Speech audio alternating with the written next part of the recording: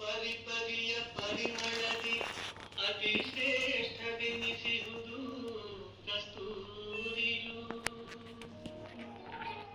ನುಡಿಗಳಲ್ಲಿ ಅತಿ ಮಧುರವೆನಿಸಿರುವುದು ಕನ್ನಡ ನುಡಿಯು. ಸಿರಿಗನ್ನಡದ ನುಡಿಯು. ಕನ್ನಡವೇ ತಾಯಿ ನುಡಿಯು. ಕರುನಾಡು ತಾಯ್ನಾಡು. ಕನ್ನಡಿಗನು ನೀನೆಂಬ ಅಭಿಮಾನವಿರಲಿ. ಕನ್ನಡವೇ ತಾಯಿ ನುಡಿಯು. ಕರುನಾಡು ತಾಯ್ನಾಡು. ಕನ್ನಡಿಗನು ನೀನೆಂಬ ಅಭಿಮಾನವಿರಲಿ.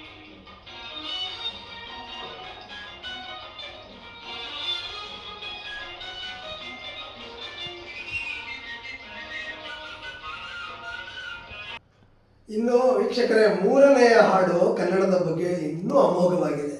ಯಾಕಂದರೆ ಇದರ ವಿಶಿಷ್ಟತೆ ಏನು ಅಂದರೆ, ಜಿ ವಿ ಅಯ್ಯರ್ರವರು ಅವರೇ ನಿರ್ಮಾಪಕ, ನಿರ್ದೇಶಕ, ನಟ, ಗೀತರಚನೆಕಾರ, ಸಾಹಿತ್ಯ ಮತ್ತು ಹಿನ್ನೆಲೆ ಸಂಗೀತದಲ್ಲಿ ಸಂಗೀತ ನಿರ್ದೇಶಕರಿಗೆ ಇದು ಹೀಗೇ ಬರಬೇಕು ಹಾಡು ಅಂತ ಹೇಳಿದಂಥ ದ್ರೋಣಾಚಾರ್ಯ. ನಿಮ್ಗೆ ಗೊತ್ತಿಲ್ಲ, ಕನ್ನಡ ಚಿತ್ರರಂಗದ ದ್ರೋಣಾಚಾರ್ಯ ಜಿ ವಿ ಅಯ್ಯರ್ ಅವರು. ಇನ್ನೊಂದು ವಿಶೇಷತೆ, ಈ ಸಿನಿಮಾದಲ್ಲಿ ಬಿ ಎಂ ವೆಂಕಟೇಶ್ ಅವ್ರನ್ನ ಹೀರೋ ಮಾಡ್ತಾರೆ. ಯಾವ ಸಿನಿಮಾ ಇದು ಅಂತ ಹೇಳಿದ್ರೆ ನಿಮ್ಗೆ ಗೊತ್ತಿರಲಿ, ಪೋಸ್ಟ್ ಮಾಸ್ಟರು 1964ರಲ್ಲೇ ಇದುವೇ ಅನ್ನಪೂರ್ಣ. ಈ ಹಿಂದಿನ ಚಿತ್ರಗೀತೆ ಕೇಳಿದ್ರಲ್ಲ, ಅದು 1964ರಲ್ಲೇ ತೆರೆಕಂಡ ಅನ್ನಪೂರ್ಣ ಚಿತ್ರದ್ದು. ಇದು ಸಹ 1964ರಲ್ಲೇ ತೆರೆಕಂಡ ಪೋಸ್ಟ್ ಮಾಸ್ಟರ್ ಚಿತ್ರದ್ದು. ಇದರಲ್ಲಿ G V Iyer B M Venkatesh ಅವ್ರನ್ನ ಹೀರೋ. ವಂದನಾ ವಿಜಯಲಕ್ಷ್ಮಿ, ನಿಮ್ಗೆ ಗೊತ್ತಿರಲಿ, ರಾಜ್ಕುಮಾರ್ ಅವರ 100ನೇ ಚಿತ್ರ ಭಾಗ್ಯದ ಬಾಗಿಲು ಹೀರೋಯಿನ್ನು ವಂದನಾ ನಿಜವಾದ ಹೆಸರು ವಿಜಯಲಕ್ಷ್ಮಿ. ಸೊ ಹಾಗಾಗಿ ಕೆಲವು ಚಿತ್ರಗಳಲ್ಲಿ ಪ್ರಾರಂಭದಲ್ಲಿ ಅವರಿಗೆ ವಂದನಾ ವಿಜಯಲಕ್ಷ್ಮಿ ಎರಡೂ ಹೆಸರನ್ನು ಕಾಣಿಸ್ತಿದ್ರು ಟೈಟಲ್ ಕಾರ್ಡಲ್ಲಿ. ಈಗ ಇಲ್ಲಿ ಈ ಪೋಸ್ಟ್ ಮಾಸ್ಟರ್ ಚಿತ್ರಕ್ಕೆ ಅದೇ ವಂದನಾ ಅಥವಾ ವಿಜಯಲಕ್ಷ್ಮಿ ಹೀರೋಯಿನ್ನು. ಈ ಹೀರೋಯಿನ್ ಜೊತೆಗೆ ಹೀರೋ ಬಿ ಎಂ ವೆಂಕಟೇಶ್, ಯಾವ ನ್ಯಾಯವೇ ದೇವರು ಎಲ್ಲ ನಿರ್ಮಾಣ ಮಾಡಿದ್ರಲ್ಲ ಅವ್ರ ಬಗ್ಗೆ ಮುಂದಕ್ಕೆ ಬರ್ತೀನಿ ನಾನು. ಸೊ 250 ಎಪಿಸೋಡ್ಗಳಲ್ಲಿ ಪ್ರತಿಯೊಬ್ಬರದ್ದು ಸಂಕ್ಷಿಪ್ತವಾಗಿ ಕೆಲವ್ರದ್ದು ವಿವರವಾಗಿ ಹೇಳಬೇಕಾಗುತ್ತೆ, ಹೇಳ್ತೀನಿ. ಭಾಳ ಸ್ವಾರಸ್ಯಕರವಾಗಿದೆ ನನ್ನ ಚಂದನವನ ಚರಿತ್ರೆ ಎಲ್ಲ ಎಪಿಸೋಡ್ಗಳು. ಮುಖ್ಯವಾಗಿ ನೀವು ನೋಡಿ ಹಾರೈಸಿ ಆಶೀರ್ವದಿಸುವುದು ಮುಖ್ಯ. ಈಗ 3ನೇ ಚಿತ್ರಗೀತೆ ಕನ್ನಡದ ಬಗ್ಗೆ, ಪೋಸ್ಟ್ ಮಾಸ್ಟರ್ ಚಿತ್ರದ ಹಿಂದೆ 64ರಲ್ಲಿ ನಿಮ್ಗೆ ಹೇಳಿದೆ ಜಿ ವಿ ಅಯ್ಯರು, ನಿಮಗೆ ಹೇಳಿದ ಬಿ ಎಂ ವೆಂಕಟೇಶ್ ಜೊತೆಗೆ ತಮ್ಮ ಸ್ವಂತ ಮಗ ಜಿ ವಿ ಶಿವರಾಜ್ ಅವ್ರ ಕೈಲಿ ಈ ಪಾತ್ರವನ್ನು ಮಾಡಿಸಿದ್ದಾರೆ. ಜಿ ವಿ ಶಿವರಾಜ್ ಕೂಡ ಅಷ್ಟೇ ಮುಖ್ಯವಾದ ಪಾತ್ರದಲ್ಲಿ, ಅಥವಾ ಎರಡನೇ ಹೀರೋ ಅಂತ ಹೇಳೋದು ತಪ್ಪಾಗಲ್ಲ ಪೋಸ್ಟ್ ಮಾಸ್ಟರ್ ಚಿತ್ರದಲ್ಲಿ. ಇನ್ನೊಂದು ವಿಶೇಷ ಏನು ಈ ಹಾಡು ಅಂದರೆ, ಗಮನವಿಟ್ಟು ನೋಡಿ, ಈ ಹಾಡಿನ ಚಿತ್ರೀಕರಣ ನಡೆದಿದ್ದು ಕರ್ನಾಟಕ ರಾಜ್ಯದ ಸಾಂಸ್ಕೃತಿಕ ರಾಜಧಾನಿ ಮೈಸೂರು ನಗರದ ಪುರಭವನದಲ್ಲಿ. ನಿಮಗೆ ಗೊತ್ತಿರಲಿ, ಟೌನ್ ಹಾಲ್ ಅಂದರೆ ಕನ್ನಡದಲ್ಲಿ ಪುರಭವನ. Shri Rangacharlu memorial town hall ಅಂತ ದೊಡ್ಡಗಡೆಯರ ಮತ್ತು ಅರಮನೆಯ ಮುಂದೆ ಇದು ಇದೆ. ಬಹಳ ಪುರಾತನವಾದದ್ದು. ಇದಾದ ಮೇಲೆ ಕರ್ನಾಟಕ ರಾಜ್ಯದಾದ್ಯಂತ ಪುರಭವನಗಳು ಬಂದಿದ್ದು. ಇದು ನಾಲ್ವಡಿ ಕೃಷ್ಣರಾಜ ಒಡೆಯರ ಕಾಲದಲ್ಲಿ ಆದಂಥ ಮೊಟ್ಟ ಮೊದಲ ಪುರಭವನ. ಈ ಪುರಭವನದಲ್ಲಿ ಜಿ ವಿ ಅಯ್ಯರವರು ಉದ್ದೇಶಪೂರ್ವಕವಾಗಿ ತಮ್ಮ ಮಗ ಜಿ ವಿ ಶಿವರಾಜ್ ಕೈಲಿ ಇದನ್ನು ಹಾಡಿಸುವಂಗೆ ಮಾಡಿ ಟೌನ್ ಹಾಲ್ನಲ್ಲೇ ಚಿತ್ರೀಕರಣ ಮಾಡಿದ್ರು, ಮೈಸೂರು ಟೌನ್ ಹಾಲ್ನಲ್ಲಿ. ಅದು ಹೀಗಿದೆ ನೋಡಿ, ಆನಂದ ಪಡಿ.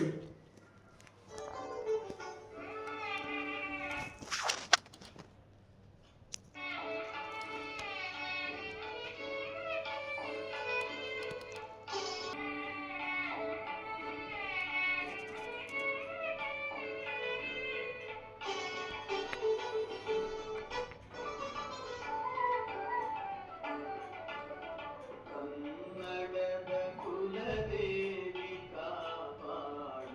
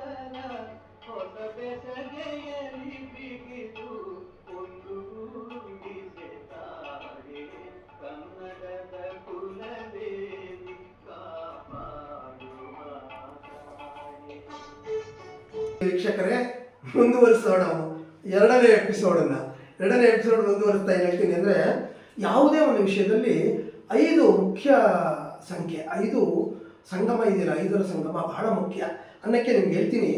ಸಿನಿಮಾ ರಂಗದಲ್ಲೂ ಅಷ್ಟೇ. ಈಗ ಸಕ್ಕರೆ, ಹಾಲು, ಮೊಸರು, ತುಪ್ಪ, ಜೇನುತುಪ್ಪ, ಜ್ಞಾಪಕ ಇಲ್ಲ? 5 ಸಕ್ಕರೆ, ಹಾಲು, ಮೊಸರು, ತುಪ್ಪ, ಜೇನುತುಪ್ಪ, ಇವಿಷ್ಟು ಪಂಚಾಮೃತ. ಅವೆಷ್ಟು ಸೇರಿದಾಗ ಆ ದೇವಸ್ಥಾನಗಳಲ್ಲಿ ಕೊಡ್ತಾರಲ್ಲ, ಹೆಂಗಿರುತ್ತೆ ಅದು? ಅಮೃತನೇ. ಅದು ಒಂದು ಅಮೃತ ಅಲ್ಲ, ಪಂಚಾಮೃತ, 5 ಅಮೃತಗಳು. ಹಾಗೆ ಪಂಚ ರಸಾಯನ ಮಾಡ್ತಾರೆ, ಗೊತ್ತಿರ್ಬೇಕು ನಿಮಗೆ. ಅದು 5: ಬಾಳೆಹಣ್ಣು, ಬೆಲ್ಲ, ತೆಂಗಿನಕಾಯಿ ತುರಿ, ಕಡಲೆಪುರಿ ಹಾಕೋರು ಹಾಕ್ತಾರೆ, ಕಡಲೆಪುರಿ, ಮತ್ತು ಹಲಸಿನ ಹಣ್ಣಿನ ತೊಳೆ. ಹಲಸಿನ ಹಣ್ಣಿನ ತೊಳೆ ಸಿಕ್ಕದೇ ಇರುವಾಗ ಅದು ಜೇನುತುಪ್ಪನೇ ಹಾಕ್ತಾರೆ. ಇದು ಪಂಚ ರಸಾಯನ. ಇದು 5.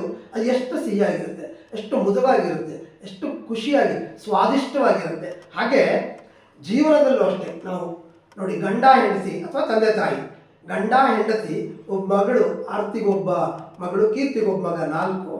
ಇದಾದ ಮೇಲೆ ಬಂಧು ಮಿತ್ರರು, ಇವರು 5 ಜನನೇ. ಇವರೆಲ್ಲ ಸೇರಿದಾಗ ಒಂದು ಕುಟುಂಬ. ಆ ಕುಟುಂಬ ಎಷ್ಟು ಸುಖಿಯಾಗಿರುತ್ತೆ. ಕುಟುಂಬ ಸುಖಿಯಾಗಿದ್ದಾಗ ಒಂದು ನಗರ ಅಥವಾ ಹಳ್ಳಿ ಸುಖವಾಗಿರುತ್ತೆ. ನಗರ ಹಳ್ಳಿ ಸುಖವಾಗಿದ್ದರೆ ಒಂದು ಸಾಮ್ರಾಜ್ಯ ಅಥವಾ ರಾಜ್ಯ ಸುಖವಾಗಿರುತ್ತೆ, ಶಾಂತಿಯಿಂದ ನೆಮ್ಮದಿಯಿದ್ರೆ. ರಾಜ್ಯ ಸಾಮ್ರಾಜ್ಯ ಇದ್ದಾಗ ದೇಶ. ಹಾಗಾಗಿ ಈ ಪ್ರಾರಂಭ ಯಾವಾಗಲೂ ಅಷ್ಟೇ, ಚಾರಿಟಿ ಬಿಗಿನ್ಸ್ ಅಟ್ ಹೋಮ್, ಕೇಳಿದ್ದೀರ? ಹಾಗೆ ಒಳ್ಳೆಯದಾಗಲಿ ಕೆಟ್ಟದಾಗಲಿ ಪ್ರಾರಂಭವಾಗುವುದು ನನ್ನಿಂದ, ನನ್ನದಾದ ಮೇಲೆ ನನ್ನ ಕುಟುಂಬದಿಂದ, ಕುಟುಂಬವಾದ ಮೇಲೆ ನನ್ನ ಮೊಹಲ್ಲ ಆದ ಮೇಲೆ ನಗರ, ಹಳ್ಳಿ, ಜಿಲ್ಲೆ, ರಾಜ್ಯ, ದೇಶ. ಹಾಗಾಗಿ ನಾವು ಮೊದಲು ಒಳ್ಳೆಯವರಾಗಿ, ಒಳ್ಳೆಯ ಪಂಚಾಮೃತ ಥರ ಒಳ್ಳೆಯ ಮನಸ್ಸಿನವರಾಗಬೇಕು. ಅಂತರಾಳ ಮತ್ತು ಬಹಿರಂಗ, ಅಂತರಂಗ ಬಹಿರಂಗ, ಬಸವಣ್ಣನವರು ಹೇಳಿದಾಗೆ ಅಂತರಂಗ ಶುದ್ಧಿ, ಬಹಿರಂಗ ಶುದ್ಧಿ ಎರಡೂ ಇದ್ದಾಗ ಎಲ್ಲವೂ ಶುದ್ಧಿಯಾಗಿರುತ್ತೆ. ಹಾಗಾಗಿ ಯಾವುದೇ ಒಂದು ವಿಷಯದಲ್ಲಿ ಈ 5 ಮುಖ್ಯ ಪಾತ್ರ. ಇವು 5 ಸರಿಯಾಗಿದ್ದಾಗ ಬಾಳು ಬಂಗಾರ, ನಿಸರ್ಗವೇ ಸುಂದರ, ಪ್ರಪಂಚವೇ ರಮಣೀಯ. ಹೀಗೆ ಚಿತ್ರರಂಗದಲ್ಲೂ ಕೂಡ 5 ಜನ ಬಹಳ ಪ್ರಮುಖರು, ಮುಖ್ಯ ಪಾತ್ರಧಾರಿಗಳು ಇರಲೇಬೇಕು ಒಂದು ಚಿತ್ರರಂಗದ ಅತ್ಯಂತ ಯಶಸ್ಸಿಗೆ. ಅದು ಫ್ಲ್ಯಾಟ್ ಅಥವಾ ಬಾಕ್ಸ್ ಆಫೀಸ್ ರೆಕಾರ್ಡ್ ಏನೇ ಮಾಡೋಕ್ಕೂ, ಅದು ಅಳಿಯುವುದಕ್ಕೆ, ಉಳಿಯುವುದಕ್ಕೆ, ಅದು ಎತ್ತರಕ್ಕೆ ಬೆಳೆಯುವುದಕ್ಕೆ ಮತ್ತು ಜನಪ್ರಿಯತೆ ಗಳಿಸುವುದಕ್ಕೆ, ಈಗಿನ ಕಾಲಕ್ಕೆ ಬ್ಲಾಕ್ ಬಸ್ಟರ್ ಅಂತೀವಲ್ಲ ಹಂಗೆ, ಆಗೋಕ್ಕೆ 5 ಜನ ಕಾರಣ. ಯಾಕಂದರೆ ಕಣ್ಣೀರು ಅನ್ನೋ ಒಂದು ಚಿತ್ರ ಗಿನ್ನಿಸ್ ದಾಖಲೆ ಸೇರಿತು, ಒಳ್ಳೆಯದರಲ್ಲ, ಕುಖ್ಯಾತಿಯಲ್ಲಿ. ಹೇಗೆಂದರೆ ಕಣ್ಣೀರು ಚಿತ್ರ ಜಯಂತಿ ಅವರು ನಟಿಸಿದ್ದು, ಒಂದೇ ಒಂದು ಪ್ರದರ್ಶನ ಕಾಣ್ತು. ಒಂದೇ ಒಂದು ಪ್ರದರ್ಶನ, ಒಂದು ದಿನ ಅಲ್ಲ ಪ್ರಿಯ ವೀಕ್ಷಕರೇ. ಮೈಸೂರಿನ ಚಾಮುಂಡೇಶ್ವರಿ ಟಾಕೀಸಲ್ಲಿ ಬಿಡುಗಡೆಗೊಂಡಾಗ ಮ್ಯಾಟ್ನಿ ಮಾತ್ರ, ಫಟ್ ಶೋಗೆ ಇಲ್ಲ. ಅದು ಅಂತಹ ಚಿತ್ರ ಬಂದಾಗ ಸ್ವಲ್ಪ ಇದೇ ಚಂದನವನ ಚರಿತ್ರೆ, ಚಂದನವನಕ್ಕೆ, ಕನ್ನಡ ಚಿತ್ರರಂಗಕ್ಕೆ ಇವೆಲ್ಲ ಕಪ್ಪು ಚುಕ್ಕೆ, ಚಂದ್ರನ ಮೇಲಿನ ಚುಕ್ಕೆ ಇದ್ದಾಗೆ ಅವನ್ನೆಲ್ಲ ಮರ್ತ್ಕೊಳ್ಳೋಣ. ಸಹಜ, ಒಳ್ಳೆಯದು ಕೆಟ್ಟದ್ದು ಇರೋದು ಸಹಜ ಒಟ್ಟಿಗೆ. ಹಾಗಾಗಿ ಅದು ಗಿನ್ನಿಸ್ ದಾಖಲೆ ಸೇರಿತು, ಕಣ್ಣೀರು ಅನ್ನುವ ಚಿತ್ರ, ಜ್ಞಾಪಕ ಇರಲಿ. ಅದೇ ಥರ ಬಂಗಾರದ ಮನುಷ್ಯ, ಕಾಂತಾರ, ಮತ್ತು ಸುಮಾರು ಚಿತ್ರಗಳು, ಪುಟ್ಟಣ್ಣನವರ ಚಿತ್ರಗಳು, ಶಂಕನಾದ, ಎಲ್ಲದಕ್ಕಿಂತ ನಿಮ್ಗೆ ಹೇಳೋದು ಬುಕ್. ಶಂಕನಾದದ ಬಂಡವಾಳ 50,000ಕ್ಕೂ ಕಡಿಮೆ, ಆದರೆ 4 ಕಡೆ ಸಿಲ್ವರ್ ಜೂಬ್ಲಿ, ಒಂದು ಕಡೆ 1 ವರ್ಷ ಪ್ರದರ್ಶನ, ಅದಕ್ಕೆ ಹರಕೆ ಕಟ್ಕೊಂಡು ಉರುಳು ಸೇವೆ ಮಾಡಿದ್ದು ಉಂಟು. ಶಂಕನಾದ ಬಹಳ ಕಡಿಮೆ ಬಂಡವಾಳ, 40,000 ರಿಂದ 50,000 ಇರ್ಬೋದೇನೋ, ಆದರೆ ಅವತ್ತಿನ ಕಾಲಕ್ಕೆ 40 ಲಕ್ಷ ಗಳಿಕೆ ಆದದ್ದು. ಹಾಗಾಗಿ ಈ ಎಲ್ಲವೂ ನಮ್ಮ ಪ್ರತಿಭೆಯ ಜೊತೆಗೆ ಅದೃಷ್ಟದ ಮೇಲೆಯೂ ಅವಲಂಬಿಸುತ್ತೆ. ಏನೇ ಆಗಲಿ 5 ಜನ ಈ ಪಂಚಾಮೃತಗಳು ಸರಿಗಿರಬೇಕು. ಪಂಚ ಅನರ್ಘ್ಯ ರತ್ನಗಳು ಇವರು 5 ಜನ ಪಂಚ ಅನರ್ಘ್ಯ ರತ್ನಗಳು ಒಂದು ಚಿತ್ರದ ಯಶಸ್ಸಿಗೆ ಮತ್ತು ಅದರ ಫೇಲ್ಯೂರು, ಫ್ಲಾಪ್ ಆಗೋಕ್ಕೆ ಕಾರಣಕರ್ತರಾಗ್ತಾರೆ. ಯಾರು ಅಂದರೆ ನಿರ್ಮಾಪಕ, ನಿರ್ದೇಶಕ, ವಿತರಕ ಮತ್ತು ಪ್ರೇಕ್ಷಕ, ವಿಮರ್ಶಕ. ಯಾವಾಗಲೂ ಆಗಲಿ ನಿರ್ಮಾಪಕ ಸರಿಗಿರಬೇಕು, ನಿರ್ದೇಶಕ ಸರಿಗಿರಬೇಕು, ವಿತರಕನೂ ಸರಿಗಿರಬೇಕು. ಪ್ರೇಕ್ಷಕ ಅನ್ನೋನಂತೂ ಪ್ರೇಕ್ಷಕ ದೊರೆ. ಅದಕ್ಕೆ ಅಣ್ಣ ಅವರು ಅಭಿಮಾನಿ ದೇವರುಗಳು ಅಂತ, ನಾನು ಪ್ರೇಕ್ಷಕರನ್ನ ದೊರೆಗಳು ಅಂತೀನಿ. ಯಾಕಂದರೆ ಚಕ್ರವರ್ತಿಗಳು, ನೀವು ಪ್ರೇಕ್ಷಕರು ದೊರೆಗಳು, ಚಕ್ರವರ್ತಿಗಳಾಗಿ ಈ ನಿರ್ಮಾಪಕ, ನಿರ್ದೇಶಕ, ನಟ ನಟಿಯರನ್ನು ಉದ್ಧಾರ ಮಾಡುವವರು ನೀವೇ, ಅದನ್ನು ಅವನತಿಗೆ ಉನ್ನತಿಗೆ ತರುವವರೆಲ್ಲರೂ ನೀವೇ. ಹಾಗಾಗಿ ಪ್ರೇಕ್ಷಕ ದೊರೆ. ಸೊ ನಿರ್ಮಾಪಕ, ನಿರ್ದೇಶಕ, ವಿತರಕ, ಇವರಾದಮೇಲೆ ಪ್ರೇಕ್ಷಕ ದೊರೆ, ಇದಾದಮೇಲೆ ನಿಮಗೆ ಗೊತ್ತು ಮಾಧ್ಯಮದವರಿಗೂ ನಾನು ಚಿರಋಣಿ. ಯಾಕಂದರೆ ಮಾಧ್ಯಮದವರಿಲ್ಲದೆ ನಾನು ಇವತ್ತಿಗೆ ಈ ಮಟ್ಟಕ್ಕೆ ಬರ್ತಿರ್ಲಿಲ್ಲ. ಯಾಕಂದರೆ ನಾನು ಈಗಲೂ ಯೂಟ್ಯೂಬ್ನಲ್ಲಿ ಇದಕ್ಕೆ ಮುಂಚೆನೇ ಯೂಟ್ಯೂಬ್ನಲ್ಲಿ ಕಾಣಿಸ್ಕೊತೀನಿ, ಗೂಗಲ್ ವಿಕಿಪೀಡಿಯಾದಲ್ಲಿ ನಾನಿದ್ದೀನಿ. ನನ್ನ ರೆಫರೆನ್ಸು ಸುಮಾರು ನನ್ನ ಕಿರಿಯ ಯುವ ಮಿತ್ರರು, ಶಿಷ್ಯರು ಅಥವಾ ಸ್ನೇಹಿತರು ನನಗೆ ಗೊತ್ತಿಲ್ಲ ಅದಕ್ಕೆ ಯೂಟ್ಯೂಬ್ಗೆ ಹಾಕೋಕ್ಕಾಗಲಿ, ಒಂದು ವಿಕಿಪೀಡಿಯಾ ಮಾಡೋಕ್ಕಾಗಲಿ, ಒಂದು ಗೂಗಲ್ಗಾಗಲಿ ಬರಲ್ಲ. ಇದಕ್ಕೆ ನಾನು ತುಂಬ ಧನ್ಯವಾದ ಅರ್ಪಿಸೋದು ಮೈಸೂರಿನಲ್ಲಿ ಒಂದು ರಾಜ್ಯ ಧರ್ಮ ಪತ್ರಿಕೆ ಅಂತಿದೆ, ವಿಶಿಷ್ಟವಾದ ಪ್ರಾದೇಶಿಕ ಪ್ರತಿಷ್ಠಿತ ದಿನಪತ್ರಿಕೆ. ಅದರಲ್ಲಿ ಕೆಲಸ ಮಾಡುವ BM ಲವಕುಮಾರ್ ಅನ್ನೋರು, ನಾನು ನಿಜವಾಗ್ಲೂ ಅವ್ರಿಗೆ ತಿರುಗಿ ಅವರೇ ಮೊಟ್ಟ ಮೊದಲ ಬಾರಿಗೆ ವಿಕಿಪೀಡಿಯಾ ಅದು ಇದು ಮಾಡಿ ಎಲೆಮರೆಕಾಯಿ ಅಂತ ಒಂದು ಮಾಡಿ hats off to you sir ಅಂತ ಒಂದು ನನ್ನ ಬಗ್ಗೆ ಒಂದು ಕಿರುಚಿತ್ರ ಥರ ಮಾಡಿ ಲೇಖನ ಬರೆದು ಅದನ್ನು ಗೂಗಲ್ಗೆ ಹಾಕಿದಂಥವರು, ಯೂಟ್ಯೂಬ್ಗೆ ಹಾಕಿದಂಥವರು. ಇದೆಲ್ಲರಿಗೂ ನಾನು ಚಿರಋಣಿ.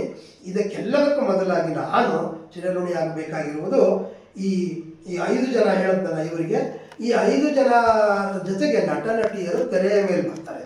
ತೆರೆಯ ಮೇಲೆ ಕಾಣಿಸುವ ನಟ ನಟಿಯರು ಅಷ್ಟೇ ಪ್ರಮುಖ ಪಾತ್ರಧಾರಿಗಳು, ಮುಖ್ಯವಾದ ಅನರ್ಘ್ಯ ರತ್ನಗಳು ಒಂದು ಚಿತ್ರದ ಯಶಸ್ಸಿಗೆ. ಇದರ ಹಿನ್ನೆಲೆಯಲ್ಲಿ ನಾನು ಹೇಳಿದ್ದು, ತೆರೆಯ ಹಿನ್ನೆಲೆಯಲ್ಲಿ ಬರುವಂಥವ್ರು ಇವರೆಲ್ಲ ನಿರ್ಮಾಪಕ, ನಿರ್ದೇಶಕ, ಸಂಗೀತ ನಿರ್ದೇಶಕ, ಸಾಹಿತ್ಯ ಎಲ್ಲವೂ ಸರಿಗಿರೋ ಕಲಾ ನಿರ್ದೇಶಕ ಮತ್ತು ಚಿತ್ರೀಕರಣ ಸ್ಥಳ ಇವೆಲ್ಲವೂ ಸೇರಿದಾಗಲೇ ಒಂದು ಚಿತ್ರ ಅತ್ಯಂತ ಯಶಸ್ವಿ ಆಗುತ್ತೆ, ಅಮೋಘವಾದ ಯಶಸ್ಸು ಕಂಡು ಹಣ ಕೀರ್ತಿ ಎರಡನ್ನು ದೊರಕಿಸಿಕೊಡುತ್ತೆ. ಹಾಗಾಗಿ ನಾನು ಇಲ್ಲಿ ಪ್ರತಿಯೊಬ್ಬರಿಗೂ ಯಾಕೆ ಧನ್ಯವಾದ ಹೇಳ್ತೀನಿ ಅಂದರೆ, ನನ್ನ ಮೊಟ್ಟ ಮೊದಲ ಬಾರಿಗೆ ನನ್ನ ಚಲನಚಿತ್ರದ ಬಗ್ಗೆ ಲೇಖನಗಳು ಪ್ರಕಟವಾದದ್ದು ಮೈಸೂರು ಪತ್ರಿಕೆ ಅಂತ, ಮೈಸೂರಿನ ಲ್ಯಾಂಡ್ಸ್ಟೋನ್ ಬಿಲ್ಡಿಂಗ್ ಅಂತಿದೆ KR ಸರ್ಕಲಲ್ಲಿ, ಕೃಷ್ಣರಾಜ ಸರ್ಕಲಲ್ಲಿ ಲ್ಯಾಂಡ್ಸ್ಟೋನ್ ಬಿಲ್ಡಿಂಗು. ಅದೀಗ ಪುರಾತತ್ವ ಇಲಾಖೆಗೆ ಸೇರಿ ಅದೊಂದು ಮ್ಯೂಸಿಯಂ ಆಗುತ್ತಿದೆ.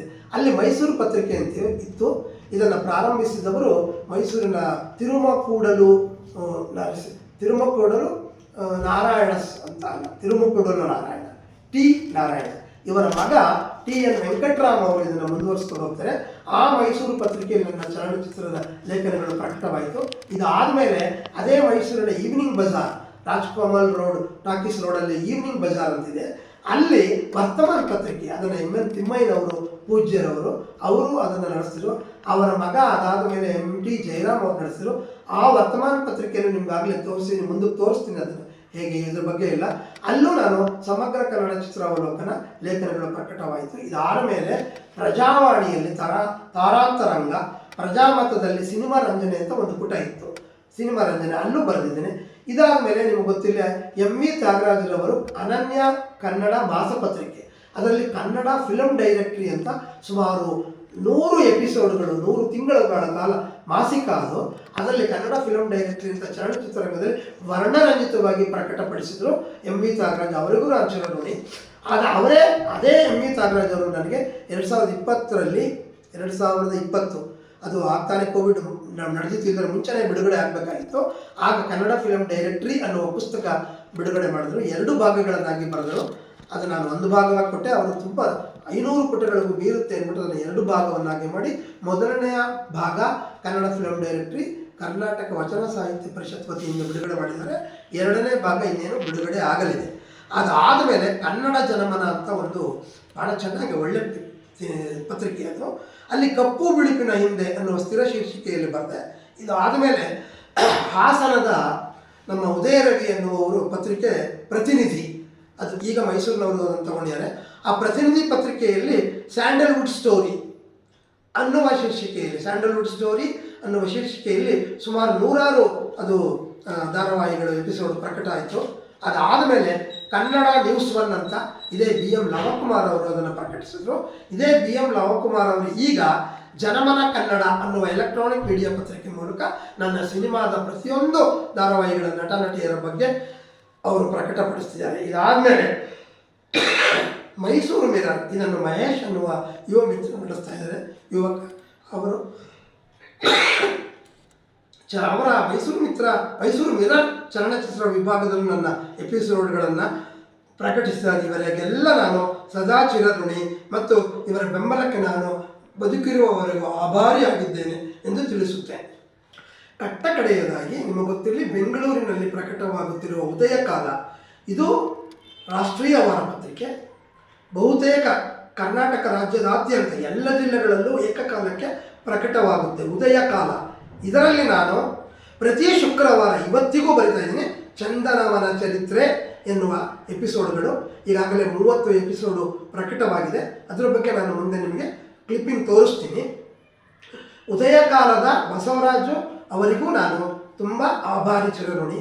ಈಗಲೂ ನೀವು ನೋಡ್ಬೋದು, ಇವತ್ತಿಗೂ ಬರ್ತಾ ಇದೆ. ಈಗ ಪ್ರತಿ ಶುಕ್ರವಾರ ಉದಯ ಕಾಲದ ಸಿನಿ ಕಾಲ ಅನ್ನುವ ಪುಟದಲ್ಲಿ ನನ್ನ ಚಂದನವನ ಚರಿತ್ರೆಯ ಬಗ್ಗೆ ಪ್ರತಿ ಒಬ್ಬೊಬ್ಬ ನಟರ ಬಗ್ಗೆ ಸಂಕ್ಷಿಪ್ತ ವಿವರದ ಒಂದು ಕಾಲುಪುಟ ಅದನ್ನು ಪ್ರಕಟಪಡಿಸ್ತಿದ್ದಾರೆ. ಈಗಾಗಲೇ 30 ಎಪಿಸೋಡ್ ಮುಗಿದಿದೆ. ಅದನ್ನು ಸಹ ನೀವು ಪರಾಮರ್ಶಿಸಬಹುದು. ಅದರ ಕ್ಲಿಪ್ಸಿಂಗ್ಸನ್ನು ಮುಂದಕ್ಕೆ ತೋರಿಸ್ತೇನೆ. ಇಲ್ಲಿಗೆ 3ನೇ ಎಪಿಸೋಡು, 2ನೇ ಎಪಿಸೋಡು ಮುಕ್ತಾಯವಾಗಿ 3ನೇ ಎಪಿಸೋಡ್ಗೆ ಹೋಗ್ತೀವಿ. ಆ 3ನೇ ಎಪಿಸೋಡಲ್ಲಿ ಇದರ ಬಗ್ಗೆ ಎಲ್ಲವನ್ನೂ ನಿಮಗೆ ಕ್ಲಿಪ್ಪಿಂಗ್ಸ್ ತೋರಿಸುವಂಥ ಎಪಿಸೋಡು 3ನೇ ಎಪಿಸೋಡು. ಆ 3ನೇ ಎಪಿಸೋಡು ಸಹ ನಾನು ಈಗಾಗಲೇ ಮಾಡೋಕ್ಕೆ ತಯಾರಿದ್ದೇನೆ. ಅಲ್ಲಿವರೆಗೂ ಕಾಯ್ತಾ ಇರಿ. ನಮಸ್ಕಾರ ಪ್ರಿಯ ವೀಕ್ಷಕರೇ. ದಯವಿಟ್ಟು ನನ್ನ ಎಲ್ಲ ಎಪಿಸೋಡುಗಳನ್ನು ನೋಡುವ ಮೂಲಕ ನನ್ನನ್ನು ಬೆಂಬಲಿಸಿ ಪ್ರೋತ್ಸಾಹಿಸಬೇಕಾಗಿ ಮತ್ತೊಮ್ಮೆ ತಮ್ಮಲ್ಲಿ ಕಳಕಳಿಯ ಪ್ರಾರ್ಥನೆ ಮಾಡುತ್ತೇನೆ.